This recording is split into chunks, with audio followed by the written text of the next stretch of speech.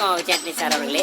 நான் என்ன கேட்க போகின்றேன் என்றால், இந்த பாட்டினையும் சரி, இதுக்கு முன்னாடி வந்த பாட்டினையும் சரி, எப்ப பார்த்தாலும் புரியாத வார்த்தையாவே யூஸ் பண்ணிட்டு இருக்கீங்களே, அதுக்கு என்ன காரணம்னு சொல்ல முடியுமா?